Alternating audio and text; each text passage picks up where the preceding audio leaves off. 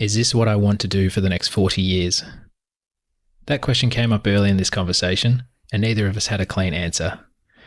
Izzy Di Domenico has spent nearly a decade at Deakin, but the path there went through a PhD and a stint inside two professional AFL clubs that looked a lot more glamorous from the outside than they felt on the inside. We talk about what academia actually involves once you're in it, the AI problem quietly panicking every university right now, and the early career trap of saying yes to everything until you realise you can't stop. And somewhere in the middle of that, we land on something neither of us planned to say out loud. You can keep yourself very busy for a very long time and completely miss the point. Curious to chat a bit about how you went from, your initial start point to where you are now. So maybe if I could just get you to walk me through how you got to where you are. Yeah, good question. I'll try and make it quick.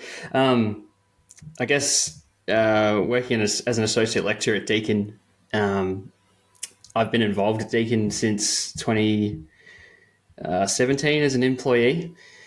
Started as just a teaching fellow. So back then it was just a casual demonstrator. Just take, seminars and pracs and all that kind of stuff. And then I guess sort of got the chance to apply my craft and build some knowledge through that space there. And whilst I was there, I got the opportunity to do a PhD, which sort of kept me around Deakin for a bit longer. And I think from a knowledge perspective, that sort of helped me pursue a more academic career. And then, managed to get an associate lecturer's role. I think it was late 2024. And I've been in that role since then.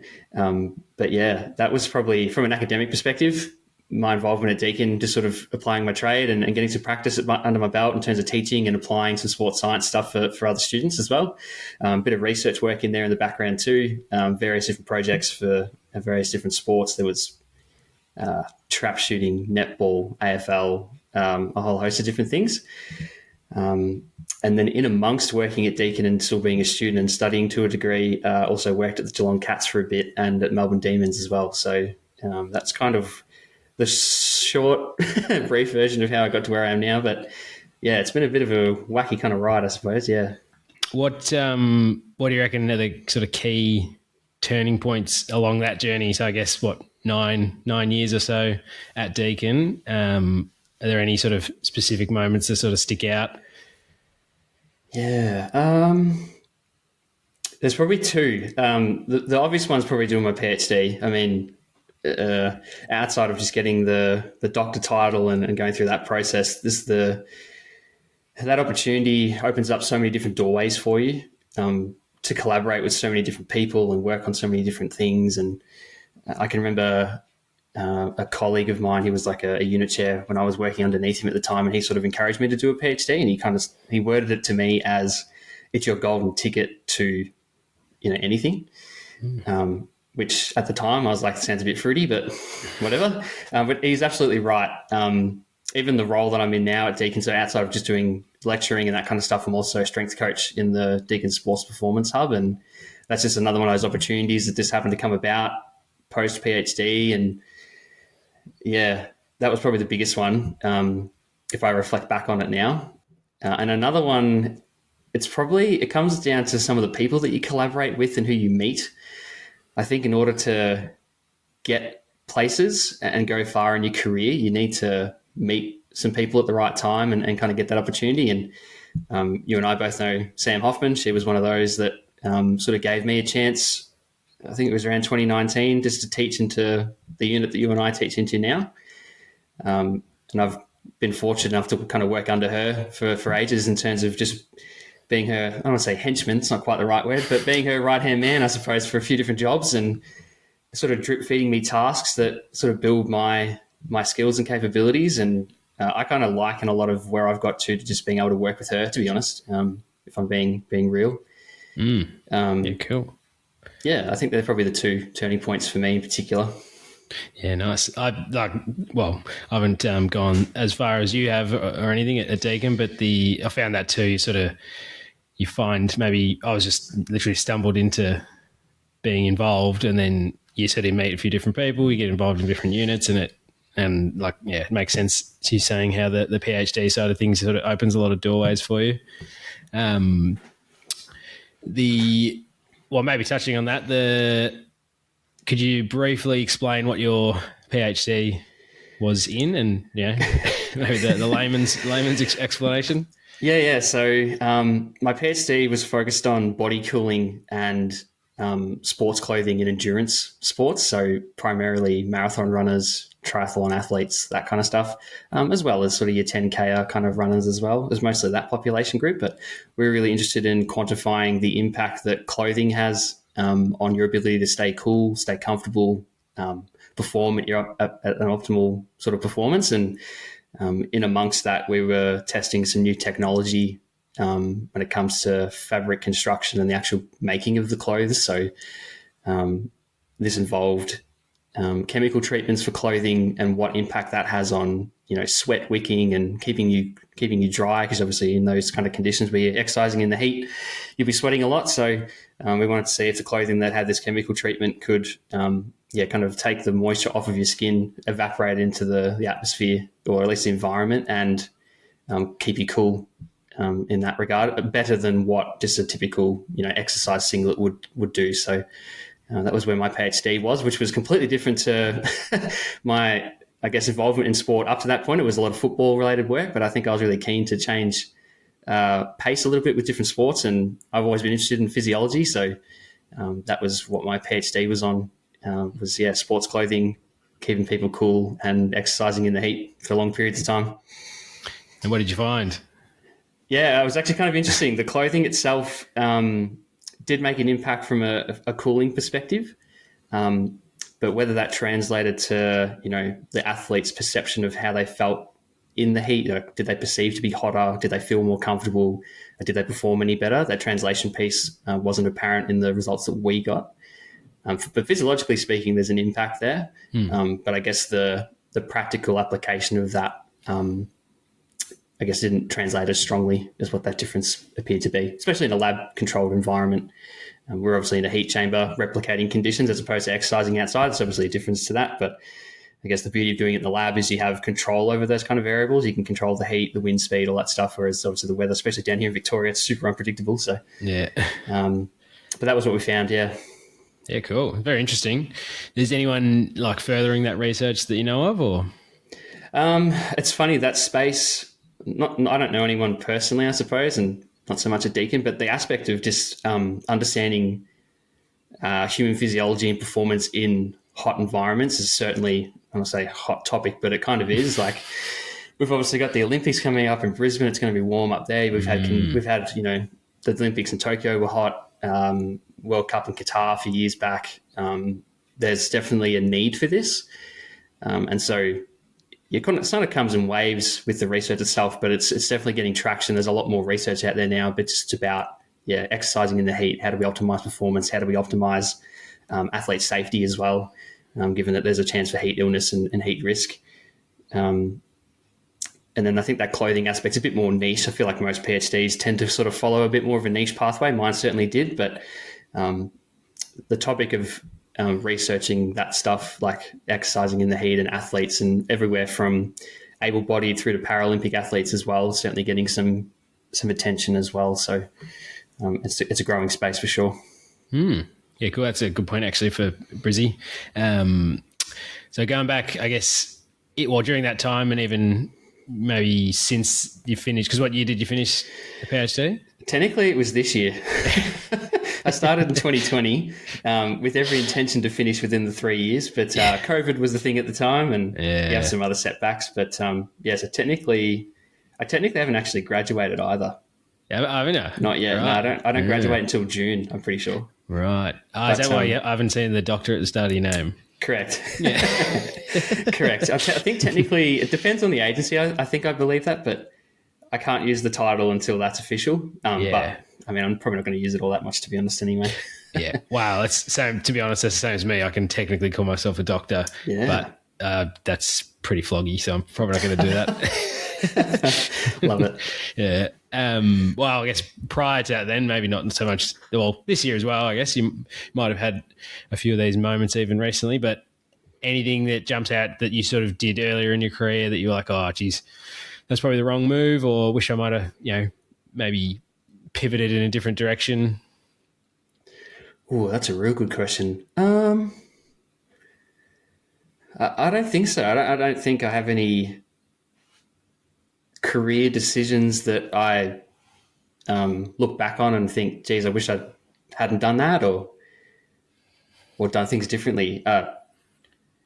No, I'm a big believer in things happening for a reason, I suppose. And no, I think if I had my time again to do everything from the moment I stepped foot into uni as a student up to now, I don't think I'd change anything. That's cool. Which is probably lucky. I don't know if a lot of people get that luxury. Yeah, I reckon. You strike me as someone who's usually more on the optimistic side of things, so that makes sense. But again, I guess if you change anything, that means that where you are now wouldn't be the same. So you sort of got to go through all the ups and downs along the way to get to where you are. Yeah, I can't think of anything that I would change because I think back to experiences that I've had that might not have been as positive, I suppose, or positions that you hold, or timeframes in your career that might be a bit rocky and a bit difficult to do, I suppose. But I look back to those now, and I probably look back on them more, to be honest.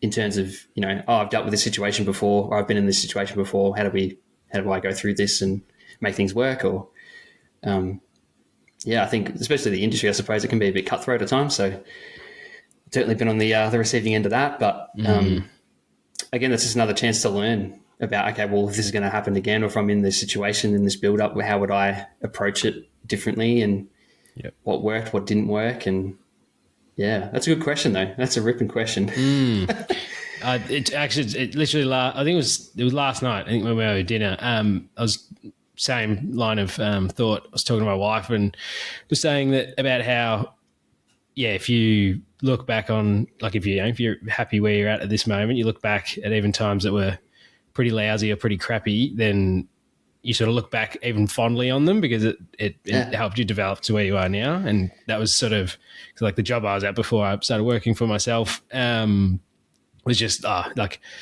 there's a lot of things that wasn't great, and it was probably wasn't great a place mentally to be in. But looking back on it, I'm like, I'm glad that happened because that sort of pushed me to do my own thing earlier than maybe I would have otherwise, and then sort of snowballs and leads to sort of working at uni and everything too. So it's funny how hindsight you can feel quite differently about things.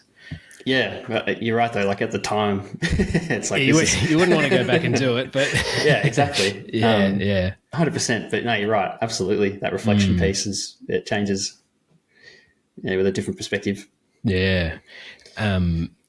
Slight pivot, but wanted to also, you mentioned about how you worked at Geelong and Melbourne. Did you do a couple of years or a few years all up? I worked at the Cats it was pretty much a year. I was somewhat involved with the club prior to officially working there because my honours degree was in conjunction with Geelong. This was 10 years ago now. And then the Melbourne Demons, there was actually a bit of a 2-year gap between the two organisations, but I was at the D's for just over a year.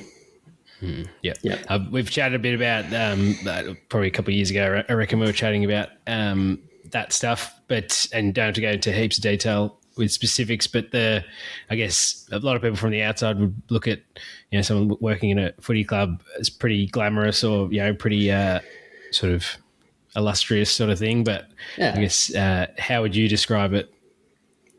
If I had one word, it'd be wild. I mean, there's certainly aspects of it that are, what was the word you used? Like luxurious or something like that? Illustrious. Yeah. There's elements of that for sure. I mean, you're working with, it's the biggest sport in the country, right? And some of the best athletes in the country. There's aspects of it that are super illustrious, but it's a hard caper. Like it's, but again, the same as what we were talking about before, I wouldn't change it for the world. Like I'm glad I experienced those things at both clubs in different roles, to be honest.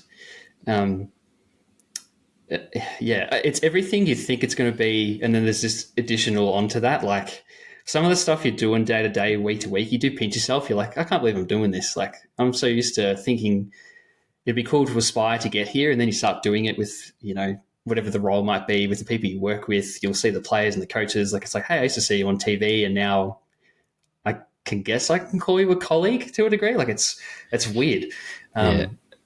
But then you kind of ride the bumps and that kind of stuff with the team. And I was a little bit, I guess, unlucky, I suppose. Like when I was at Melbourne, that was the year we finished second last after making a prelim the year before. And you kind of feel my role was pretty small compared to what others were at the club, but you kind of feel the bumps week to week. Like we were kind of struggling there. And it opens up your eyes to how hard it can be. And so much that goes into the performance of the team on field, and but no, it's still illustrious, I think. Yeah, that not surprises me, but I think I could have imagined you saying that once you're in there, you sort of the shine comes off it, and it becomes sort of just more day to day sort of work stuff. But that's good. Like, to hear that, the actual, like you said, the elite level of it does make it quite intriguing and appealing. It's awesome. It's really, I think back to it a lot, particularly at Melbourne, because I was probably a bit more involved, day to day, week to week. And what was that role again? It was like a performance analytics role. So everything from tech support during the week to stats and vision, filming training, generating reports for coaches. Even little things of media, like chopping up clips for the coaches to use on presentations and stuff that they do for the players every week. Just stuff like that. You'd be up in the coaches box.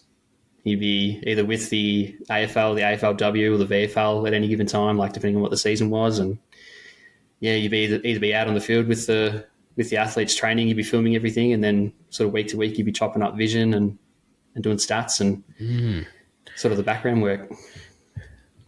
How do you reckon that role or similar roles would have changed now, given a few extra years? Like just the industry itself, like that role? Yeah. It's very quickly evolving. Like I can remember because my honours degree was in that kind of space too. It was sort of performance analytics, and some of the stuff we were looking at then was, I don't want to say groundbreaking, but it was kind of new at the time. And then within a year, every team's doing that kind of work. Like I think we're looking at possession chains in particular, and scoring probability depending on where possession was obtained on the field and how long it took to get there, and what the chain of events were that got to a score or a goal, which at the time was new. And then within a year, every club's doing that. So how can we be more competitive? Where can we get this extra percentage or so to bring about our performance to be better? Then I can remember working at Melbourne.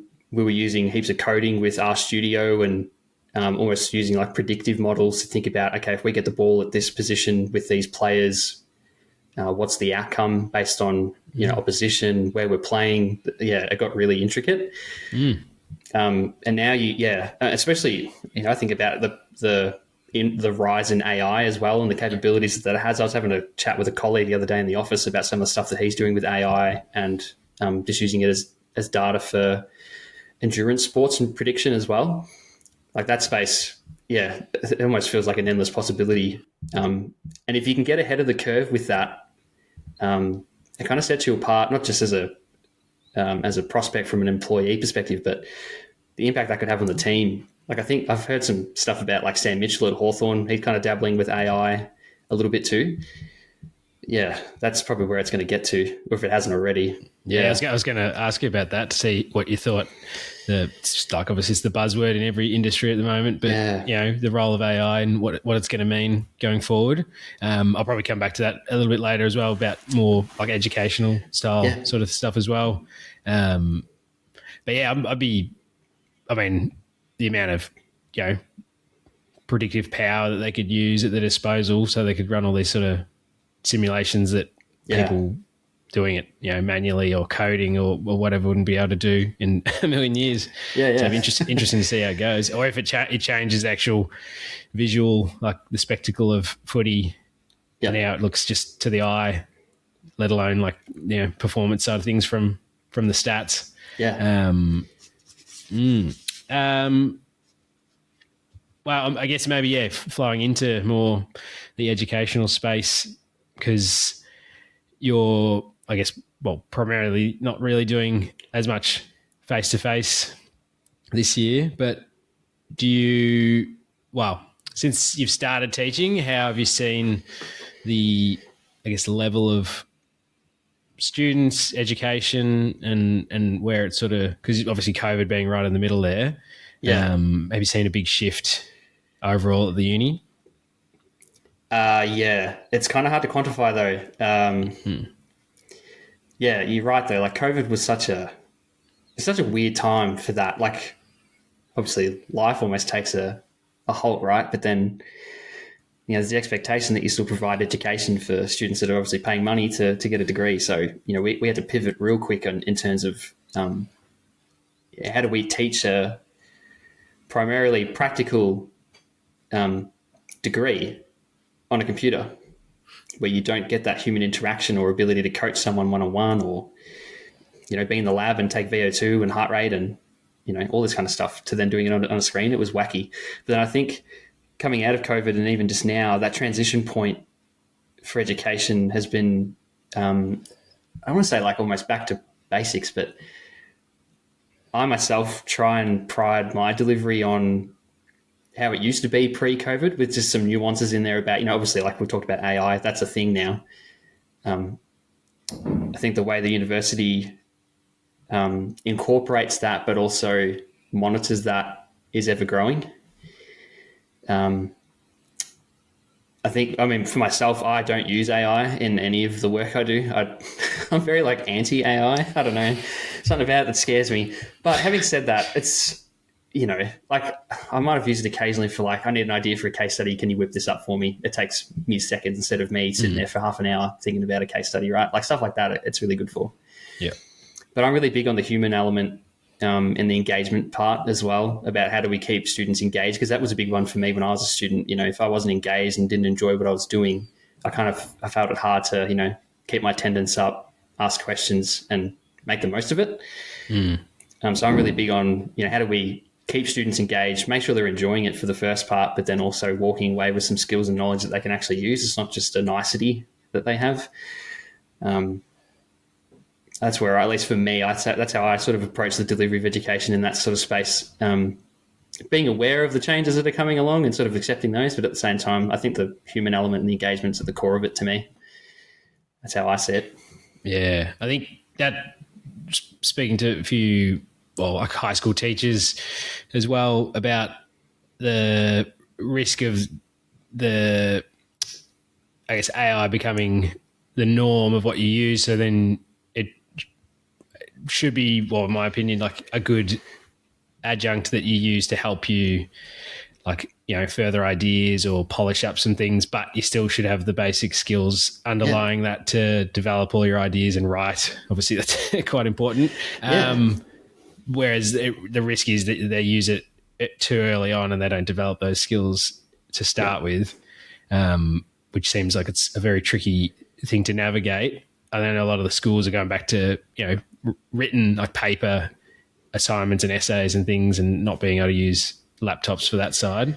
But then again, for uni, that's sort of almost impossible. You're probably not going to go back to handwritten stuff. I do know that, and I like that we do this. We obviously work in a practical industry, right? So to me, to have assessment tasks that have a practical component makes sense, because we would need to be able to assess your capacity to do this task, because there's a chance that you're going to do this task in your career. And so, you want to be able to make sure that you can do it. I understand that exam conditions might not be truly replicative of what it's like in real life, but at the same time, we still need to see you do this and do it well. And so I think the transition to more of that stuff is certainly a thing. But I don't necessarily think that's a bad thing. It's obviously not as accommodating, I suppose, but there's going to be situations, like I say to my students all the time, you can use AI for some things about, I need some ideas for program writing, or how can I make this particular thing more efficient? But at the end of the day, if you're in like a gym with a client, like coaching them through some stuff, and you get stuck, you can't just use AI to help you. Like, do you know what I mean? Like, there's just that element of the realism of it. So yeah, I feel like, yeah, if you don't have to rely on it, then you should just be able to back in your skills and your knowledge. That's how it's always been, hasn't it? Yeah, yeah. Yeah. I think I heard someone recently, I think it was on a podcast, they were talking about the way that certain countries will be able to control it a lot easier. And in some ways it's a good thing, and in other ways it's, scary. But say, for example, somewhere like China that's a lot more, authoritarian and has control over things.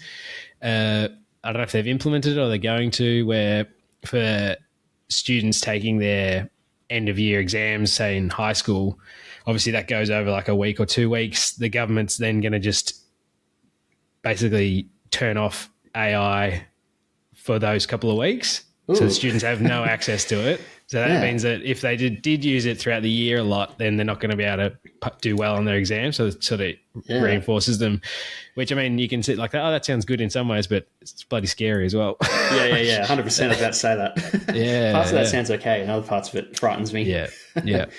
Whereas I think, that ship sort of sailed in more like Western countries. You can't really do that.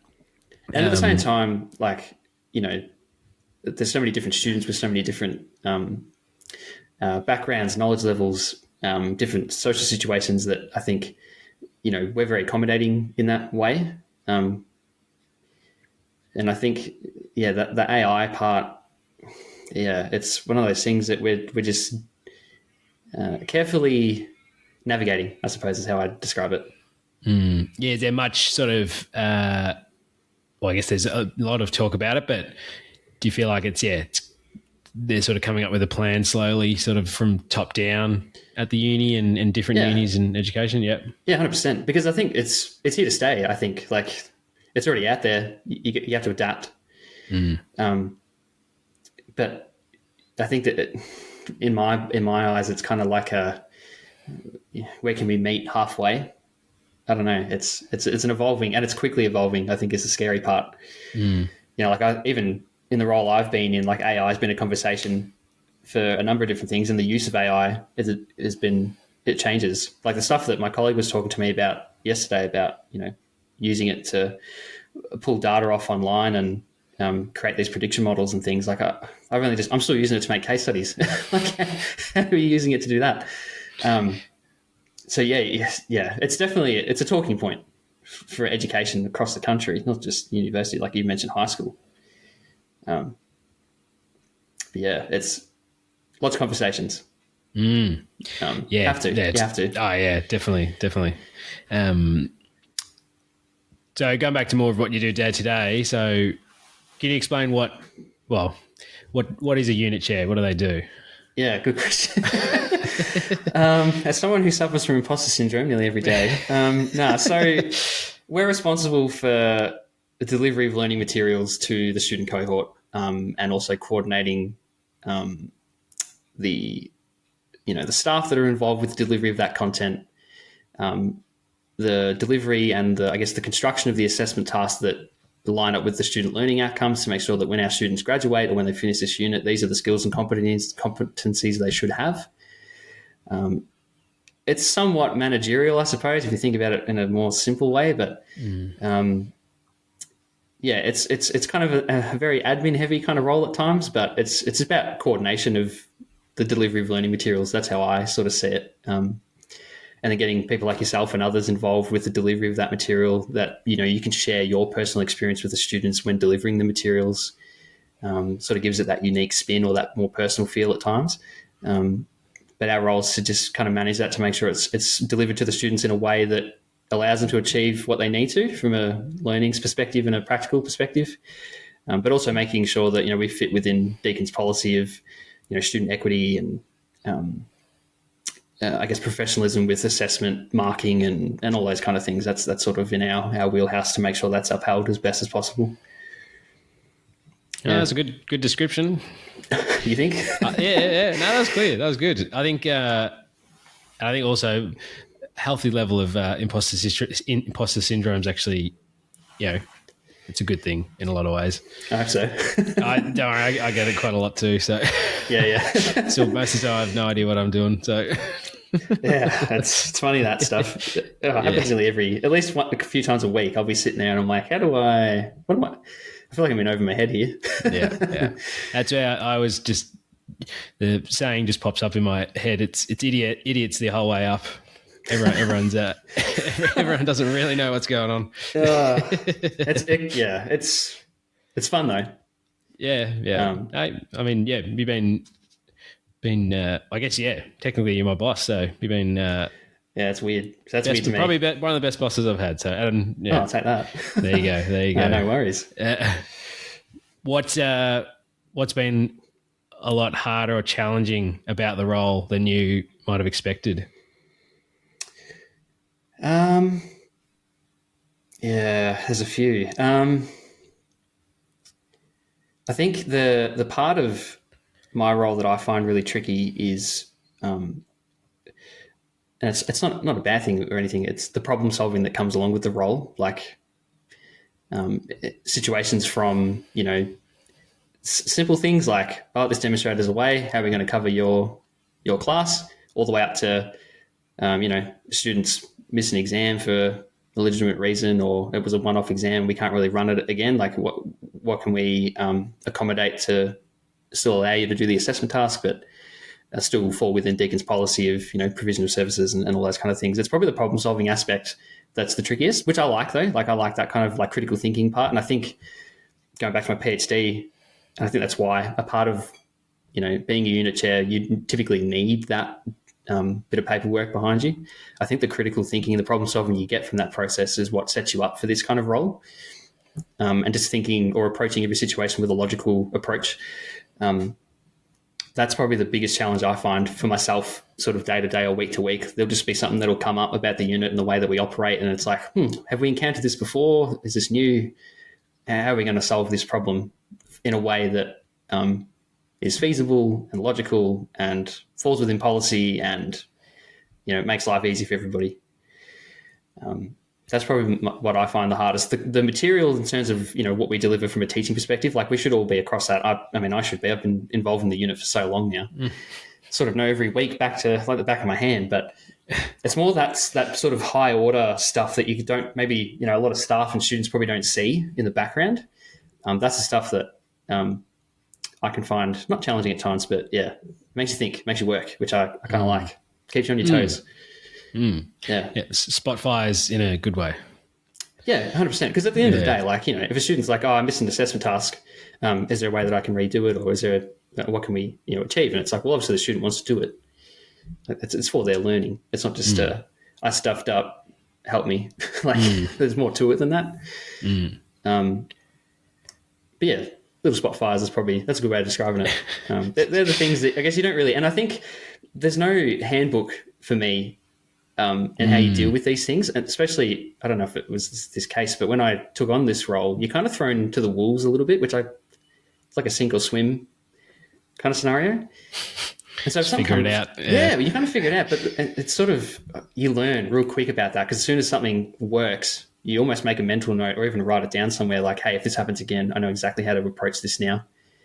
Whereas if someone just sort of drip fed it to me and showed me, I don't know if I'd have the true nuance of, hey, if you do this, this is what will happen after that, like the ramifications of this decision. Yeah. Yep. So big learning curve. It's been awesome though. Yeah.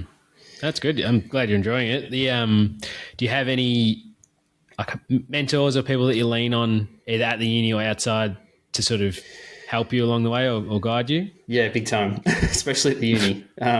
We talked about Sam Hoffman before. She's been awesome. I liken a lot of the way I approach my work to the way she approaches her work. It's been awesome to learn from her and use her as a mentor, I suppose, to sort of guide me along the journey, because I've looked up to her and her role pretty much the day I started working for her.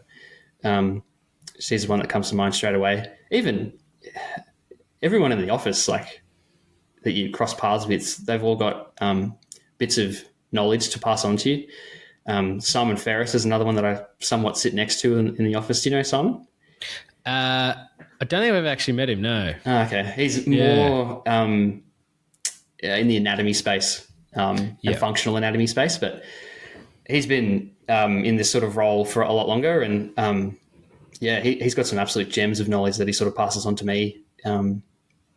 If I've ever got questions, he's a really good one to bounce ideas off of and sort of reflect on some things. And that's probably the best thing about the role is I sort of said before that you kind of get thrown to the wolves, but at the same time, you always feel supported though. Like you never feel like you're just left hung out to dry and this is your problem to fix. It's super collaborative. Those two people spring to mind initially, but there'd be heaps others. And that happens, especially because I'm kind of new in the role, I suppose. It still happens pretty regularly, that piece to get some mentor or be on the receiving end of some mentoring. It's awesome. It just gives you the chance to grow as a professional, as a person. It's wicked. Yeah, cool. Yeah. Well, I guess, as you said, growing as a professional and as a person, the future then, have your views changed on your career and where you think it's heading, or have you sort of just seeing how you go, or how's that process been? Yeah, it definitely changes a lot. At the moment, I'm very comfortable just doing what I'm doing. But at the same time, like I've been one of those people in the past that you put all your eggs in a basket, and if there's a hole in that basket, everything falls apart and you kind of get lost. I've done that before. I probably since COVID and since doing my PhD, I'm a little bit more fluid in terms of I'm just along for the ride to a degree. Like I find if you apply yourself and you do really well, and there's a bit of luck involved and you meet the right people and all those kind of things, I think just opportunities will come along at some point, which they have for me for the most part. And there's definitely been some roadblocks. Like, when Melbourne finished, I was like, what the hell am I going to do now? Like, I wanted to do performance analytics for forever. I've done it for a little bit. And there's a part of me that's like, well, I don't know if I want to do it anymore long term. So, as far as where the future goes, like, I don't know. And there's a part of me that doesn't necessarily care too much, to be honest. Like, I kind of like what I'm doing now. If that changes, like even the strength work that I'm doing for the sports hub at Deakin, that was not on my cards at all ever until that sort of come about last year. And I remember being a student and not being super comfortable with S&C. Like strength and conditioning was definitely not my strong suit back then. I'm still learning heaps about it now. But I've always just kind of rolled with the punches a little bit and enjoyed that because I've definitely been in that boat of committing to everything just to one thing, and then it falls apart, and then you're kind of left with nothing. So, yeah. Well, then sort of I have fallen into that trap a bit too, where you sort of question yourself, like, oh, is this what I have to do for the next 40 years? Yeah, sort of thing, which is, well, for people who really sort of seem to just find what they want to do and they just go straight line sort of thing from start to finish is great, but the uncertainty always gets me, I find, where I'm just like, I always question, like, is this what I want to do? Is it something else? And then, you feel that pressure of really committing to one thing as well, which is quite tricky. Because I'm kind of like my role now, like if I did this for the next 30, 40 years, like I'd be comfortable with that. But at the same time, if it changed, like, so be it. Like it's done that before on me. I actually had a conversation with someone yesterday at work about, what's in line for the future for you. And I was like, I don't know. I've never really had a real strict level of job security ever. So that's something that I'm kind of comfortable in now. I remember being like a young adult being like, this is scary. Like, what if I lose my job? That's it. Life's over. Like, what do I do now? Have you been in that situation before too? Yeah, a little bit. I think probably going through uni and then getting towards the end of uni, I was like, a bit. I freaked out because I was sort of like, because it was a 5-year uni degree. Sort of get towards the first few years, you're just like, oh yeah, cool. I'm just at uni. That's what I do. Yeah. And then when you get closer to actually finishing, you're like, oh crap, what am I doing now? Like, where do I go? Yeah. Do I get a job? And then I chopped around a little bit, a couple of like short-term jobs straight out of uni. And then, you sort of just, I don't know, panic a bit. Yeah. 100%. I mean, the period in between working at the Cats and at Deakin and then working at Melbourne, like that year in between, I was working in a warehouse doing, just casual work like that had nothing to do with what I'd studied or anything like that. And same thing, wouldn't change for the world. If I didn't get that job, me and my wife probably wouldn't have been able to buy a house. So, it still had its place. Met some cool people. One of my groomsmen when I got married was at that job. No, really? That's cool. So same thing. Like, don't take it for granted. But yeah, definitely lived in that space where you've got no idea where things are going. But at the same time, I'm kind of comfortable with that now. Yeah. Yeah. And I think that's like, sort of early 20s, mid 20s, even like, probably late 20s as well. Just like there's that uncertainty period where it's really uncomfortable, but I think you sort of need to actually get through it and just a bit of time under your belt. Yep. Yeah, because I don't think there's a easy solution to get through that. Build some resilience too. Like, it's really important. Yeah, true. Well, I thought I'd probably only a couple of other things I wanted to bring up, but then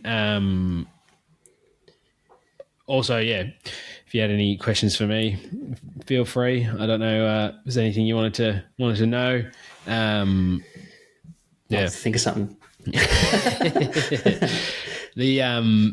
One of the final ones I was going to ask you was, we sort of covered it a little bit with like that uncertainty side of things, but is there anything specifically that you are sort of trying to figure out at the moment with, could be work-wise, could be, just from a personal side of things, or? I do have one. Yeah. We talked about how fun work is and stuff like that, but there's a part of me that's like, how can I retire early? Yeah.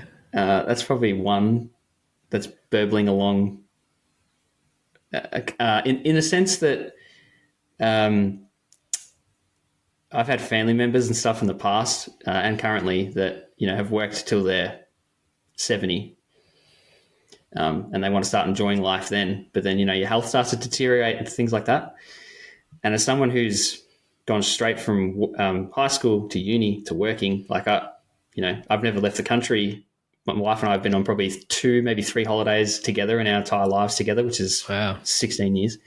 Yeah. But we've had a lot of sacrifice where it's like, well, we've got to where we've got to and we're super proud of that. But it's come at a sacrifice of, we haven't really done a lot of living, like the fun stuff. We've done some cool things, but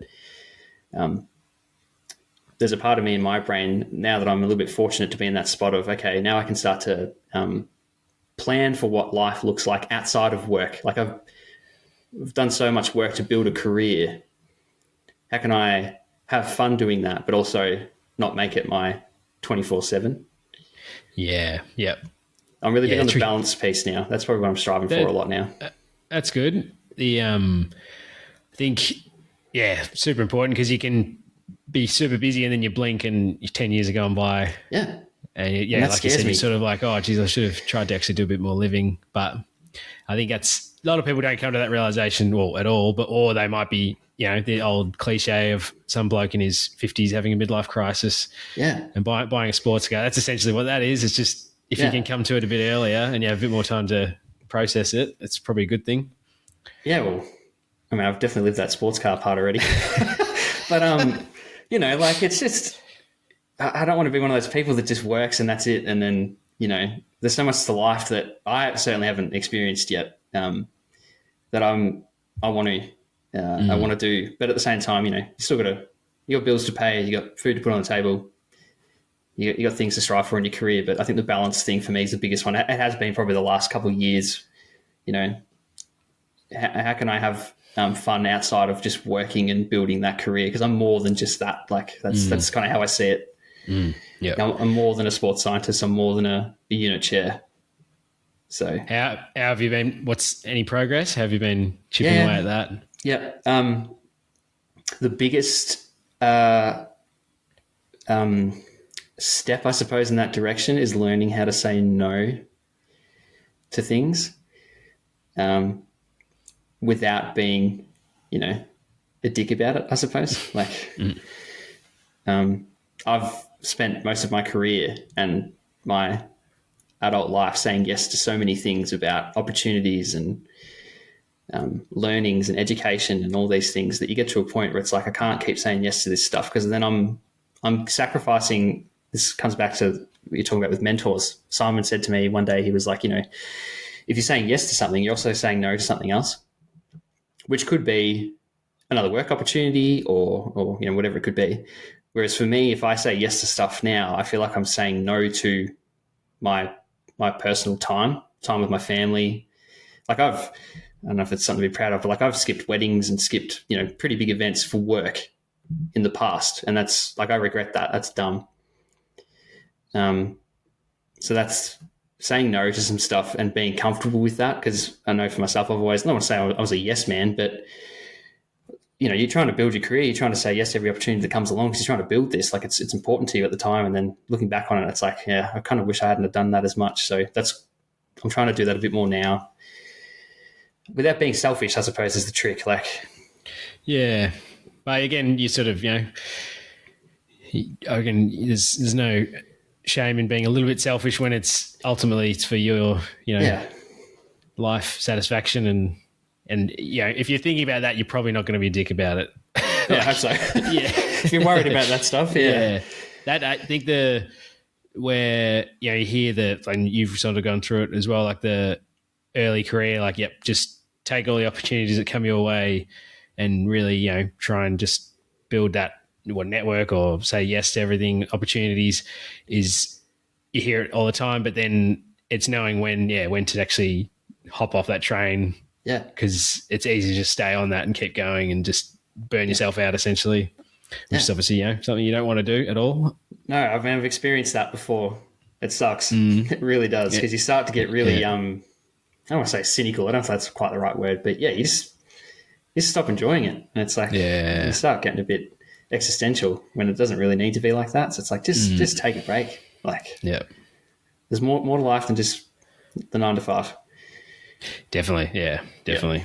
Yeah. I think, I've sort of, people in my life, it's a negative thing, but I sort of look at it in a positive way sometimes when I'm feeling optimistic about it. But having people close to me that were super like workaholic, work focused, I think has sort of instilled in me probably sometimes the opposite side of that, where I probably put too much weight onto not pushing myself. In some ways, because it's sort of like, I know how bad that can be when it sort of goes on forever. So I don't want to, risk it, which, so it's, I guess, two sides of the same coin. Yeah. And you don't want it to be, it's kind of nice to have that realization from an experience like that, as opposed to having something that's a bit more, dire. Like I think back to like my old man had a heart attack 6 years ago. And that was his little turning point. Like, hey, I'm going to start seeing the country and doing this. And it's like, it's kind of sad that it's taken you, who knows how long to get to that point, or this little health scare, which could have easily been the end. Like, exactly. You hope it's not something that's potentially catastrophic that shifts your mindset. And you hear it all the time with people that, have a major illness or cancer or something. They have that, aha moment of living, but it'd be good if you could have done that when you were 40 years earlier or something. That's that's not I know you didn't ask me, but that's sort of a mini segue. That's why I'm sort of wanting to try and pursue this podcast side of things a bit. Yeah. Because it's sort of, I had this like just bubbling away for the last probably few years about wanting, because when I'm swapping around a bit here, but say if I'm at work, day job, osteo stuff, I find like the best experience I have when I'm really sort of connecting with a patient or a client and sort of really talking, having a good conversation. Yeah. And so I just thought, well, I actually really want to pursue that in maybe slightly more of a deeper way, because I find you get that sort of sense of meaning out of it when you walk away, and it feels sort of quite nice it gives you an excuse, I guess, to have a really deep conversation with someone, whereas you don't normally just sit down face to face with someone for 50 minutes we've been talking now and just chat like that. So I've been putting it off, and it's just sort of slowly built enough I guess pressure from inside me that I actually did something about it, which has been good. I'm sort of, finally feel like you didn't just keep kicking the can down the road. Yep.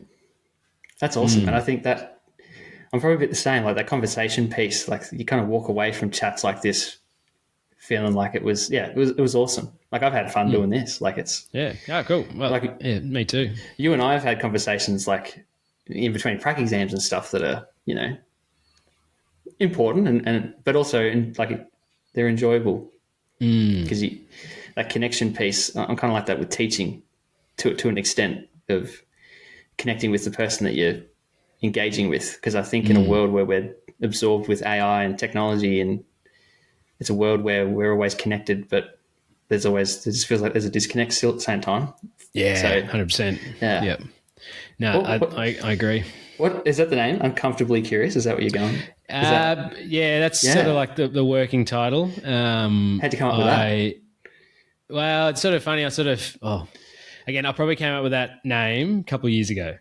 Yeah, wow. And I haven't done anything about it. So I've just been researching and doing, just a lot of planning that didn't actually get me working towards anything. But I think I've decided to call it Uncomfortably Curious because essentially I find like the most enjoyable moments I have is when I'm being curious and pursuing curiosity just for curiosity's sake, where I'm just, actually learning and just, hearing interesting things. And then the uncomfortably part was a couple of different angles. One was that sort of level of like urge for finding out things and learning and curiosity. It sometimes feels like it's a bit of a pull, but if you're not doing anything about it, it actually feels quite uncomfortable because it's like it's sort of inside me. It's like one of my values is sort of being curious, and if I'm not actually pursuing that, it's a bit of an uncomfortable feeling. But also, I really want to sort of talk to, jumping ahead of myself quite a bit, but if I could really try and find some people with sort of really different ways of thinking and ideas that might be maybe not so like run of the mill. Yeah. So, and then potentially that can be a bit uncomfortable, discussing topics that are a bit more squirrely and maybe not so clean cut, like a bit more grey areas. So that was sort of why I sort of landed on that name. And then so it's a bit of a mouthful, but I like it. I reckon it's good. Yeah. Oh, cool. Yeah, well, it's cool to see where that curiosity piece comes for you. Like I think, and if you're gonna do this, especially like you sort of say, like as a passion piece, like you want to enjoy it. So I think having that personal connection for it, it's going to make it way more enjoyable for you to keep doing. Yeah. I thought rather than like me picking some niche topic that I can try and start a podcast about, I thought, well, what's the thing that's going to make me most likely to do it? And I came down to, being curious and just trying to, find people, talk to people. And that's why I picked, that's why I messaged you because of what you said about because I know we've had a few chats just briefly about different topics and I sort of get a lot out of it. So that was why your name popped up. Oh, thanks. It wasn't just this guy doesn't know how to shut up. So if we put him on a podcast, it'll be good. It won't be hard to get any words out of this guy. Definitely not. That's fine. But yeah, I might hit you up for some names that you think might be, people around the uni that might be interesting that I could reach out to and just sort of see where it goes. But yeah, thanks heaps for doing this, mate. I really appreciate it, and had a lot of fun. Yeah, me too. Thanks so much. I appreciate the call up. It's been cool.